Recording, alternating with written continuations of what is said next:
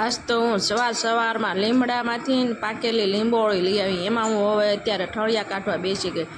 એને બપોર થતાં આપણે ભીંડાનું શાક સરસ મજાનું વઘારી નાખ્યું, અને પછી રોટલા અને ભીંડાનું શાક, અને ડુંગળી વગર તો હાલે જ નહીં. અને ડુંગળી હોય ને તો ખાવાની મજા આવી ગઈ.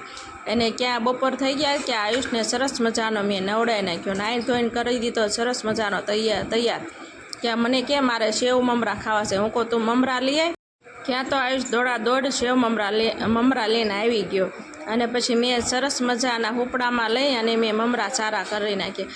કાંઈ તો હોય તો નહીં તોય આપણે જોવું સારું. પછી મેં મમરા સારા કરી નાખ્યા, અને મમરા સરસ મજાના સારા કરી નાખ્યા. અને આપણે એક પાત્રમાં ભરી લીધા. અને આપણે હવે સેવ પાડવાની છે, સેવ મમરા બનાવવાના છે. તે આપણે 2 ચમચી મીઠું લઈ લીધું, 1 ચમચી હળદર નાખી દીધી.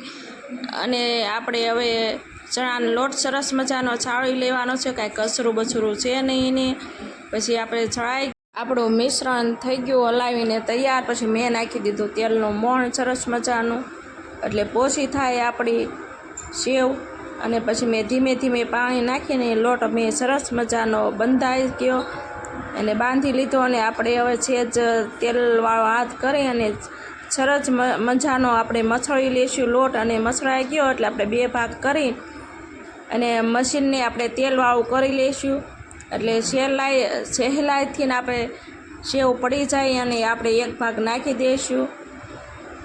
અને ક્યાં આપણે તેલ મૂકી દીધું છે, અને તેલ થઈ જાય ગરમ એટલે આપણે મશીનમાં ભરી દઈએ, એટલે તાત્કાલિક જ સેવ પાડવાની હોય.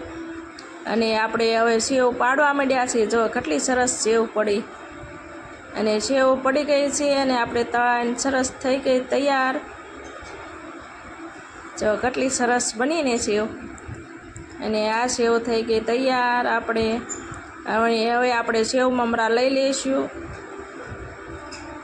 અને મમરા ભેગું આપણે નાખી દીધી છે સેવ. અને હવે હળદર અને મીઠું મિશ્રણ કરી દઈશું. અને આપણે તેલ ગરમ થઈ ગયું, એમાં મીઠો લીમડો આપણે નાખી દઈશું. અને વઘાર કરીને આપણે મમરા ભેગું નાખી દીધો છે, અને સરસ મજાનું હલાવી લઈશું. અને મીઠો લીમડો હોય એટલે બહુ મસ્ત સ્વાદ આવે.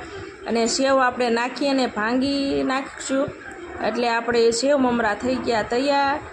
અને નેક્સ્ટ વિડીયોમાં મળશું. અમારો વિડીયો ગમ્યો હોય તો લાઈક કરો, શેર કરો અને સબસ્ક્રાઈબ કરો.